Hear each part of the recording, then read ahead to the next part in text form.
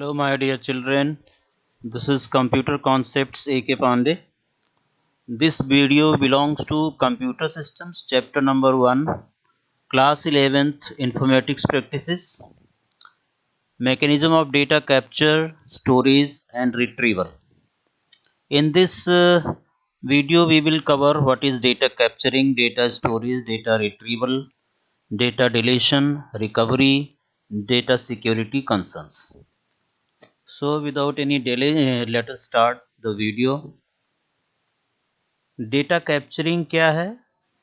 It means inputting data to convert it into digital form from different sources so that it is usable to the computer. Data may be captured by input devices such as keyboard, mouse, barcode reader, sensors. Automatic data capture can be done through MICR reader, OCR and OMR reader, biometric data capture devices and smart card reader etc. तो जो हम data computer में देना चाहते हैं processing के लिए it should be captured by various number of devices या आप कह सकते हैं कि इनपुट देने के लिए देयर आर डिफरेंट डिवाइसेस. कभी हम कीबोर्ड से भी देते हैं डेटा इनपुट, माउस से देते हैं डेटा इनपुट. और ये जो डिवाइसेस हैं, कीबोर्ड से आप कैरेक्टर्स टाइप कर सकते हैं. Bar code readers can read the bar code marked on different products. कई तरह के सेंसर्स हैं जो टेम्परेचर, ह्यूमिडिटी मेजर करके वो they send input to the system, digitize करके आपके सिस्टम में जाता है. इसी तरह से MICR है, magnetic ink character recognition. It can read out the cheque number etcetera. Cheque number एक स्पेशल फॉन्ट में बना होता है, लिखा होता है ऑन द चेक. उसे रीड करके उसकी वैलिडिटी प्रूव करने के लिए MICR, magnetic ink character reader, and then that check number and all will be given as input to the system.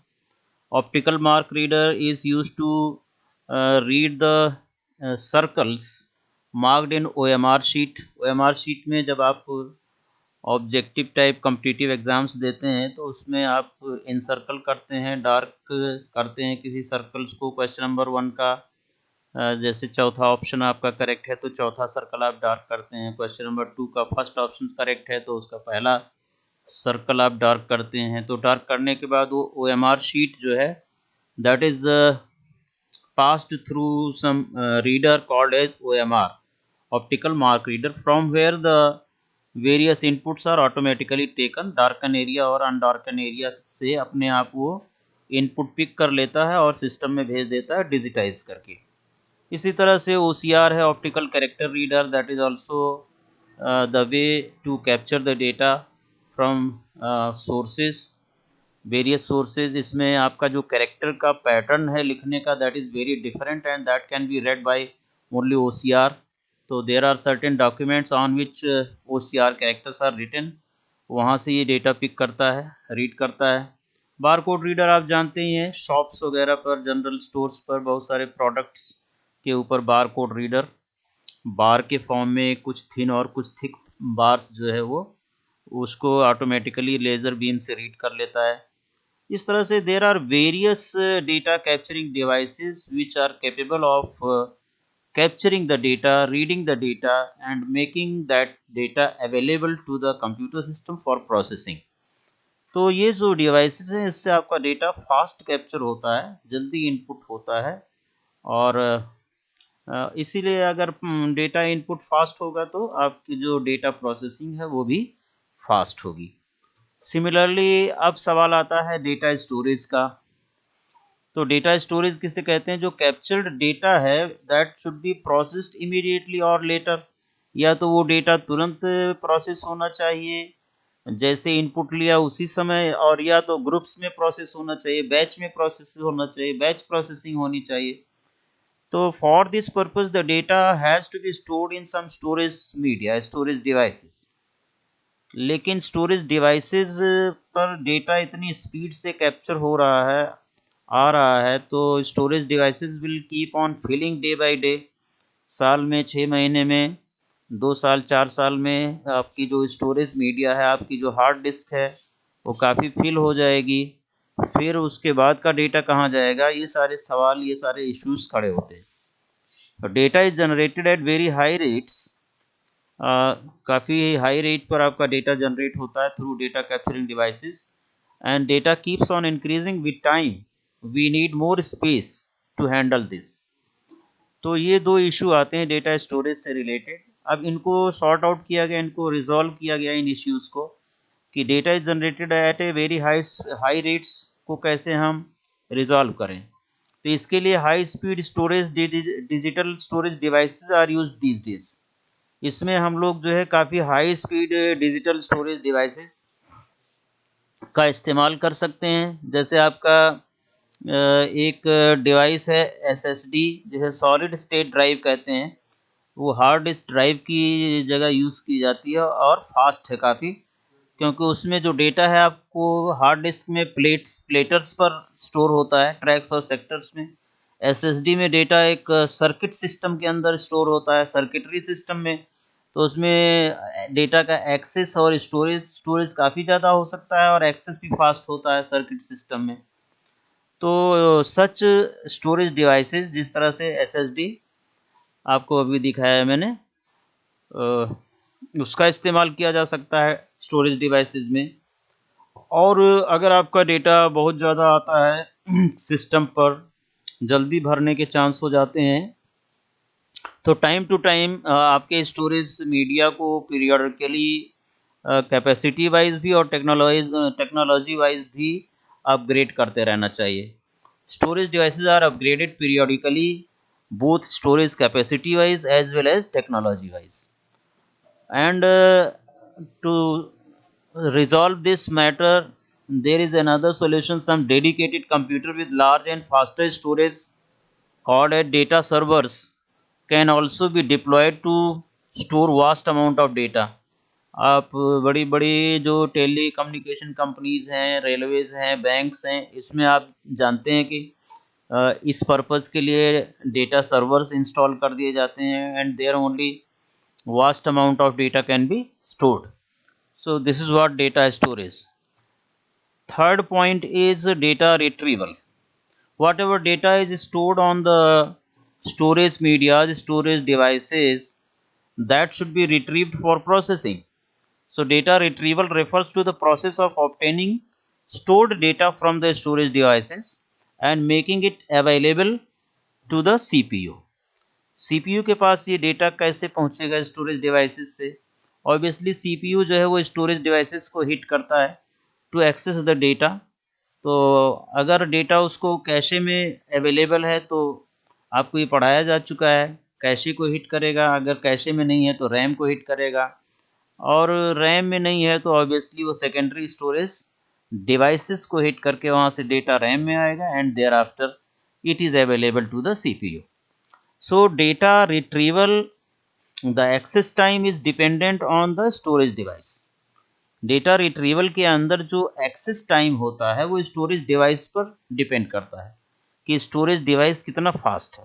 अगर स्टोरेज डिवाइस फास्ट है, उसकी स्पीड फास्ट है, तो एक्सेस टाइम कम लगेगा. The access time refers to the time taken to retrieve data from storage devices. Storage devices से data को retrieve करने में जो समय लगता है उसे हम एक्सेस टाइम कहते हैं.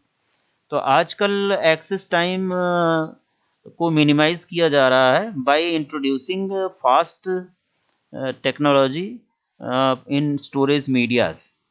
अच्छी टेक्नोलॉजी और स्पीड दोनों इंट्रोड्यूस की जा रही है स्टोरेज मीडियाज में, so that the data processing can be faster. Faster access time means the faster is the data processing. In modern day SSD, that is solid state drives, have faster access time than hard disk drive. Hard disk से ज़्यादा fast access time किसका है? Solid disk drive का है, क्योंकि इसमें data आपका circuit के फॉर्म में स्टोर होता है. हार्ड डिस्क में आपका डेटा प्लेटर्स के फॉर्म में स्टोर होता है. प्लेटर्स में डेटा एक्सेस टाइम स्लो है. तो this is what data retrieval. That means whatever data has been stored in storage media has to be accessed by the CPU, और CPU को उस data को access करने में कितना टाइम लगेगा, उसके लिए आपके स्टोरेज डिवाइस की स्पीड पर डिपेंड करता है, एक्सेस टाइम पर डिपेंड करता है, and for this purpose fast storage devices should be utilized so that the data processing can also be faster. Now, fourth point is data deletion. Data erasure, sometimes referred to as data clearing, data wiping, or data destruction, is a software-based method of overwriting the data that aim to completely destroy all electronic data residing on the hard disk drive or other digital media by using 0 and 1s to overwrite data onto all sectors of the drive. तो ये एक software based method है कि किस तरह से हम data को डिलीट करें अपने डिवाइसेस पर।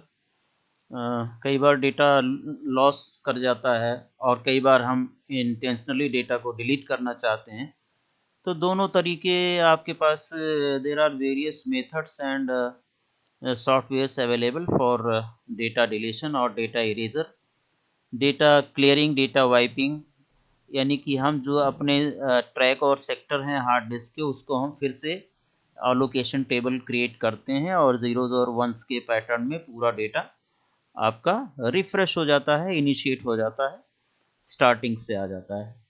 और उसमें जो पहले से स्टोर्ड फाइल्स हैं, फ़ोटोज़ हैं, रिकॉर्ड्स हैं, ऑल दीज रिकॉर्ड्स, वीडियोज़ हैं, वो सभी डिलीट होकर के हमारी जो फाइल अलोकेशन टेबल है वो दोबारा से रीअलोकेट हो जाए, तब समझिए आपका डेटा प्रॉपरली डिलीट हुआ है। कई बार हम सोचते हैं कि हमारा डेटा डिलीट हो गया है, लेकिन फाइलें डिलीट हो जाती हैं but space is still occupied और उस डेटा को रिकवरी भी किया जा सकता है बाद में।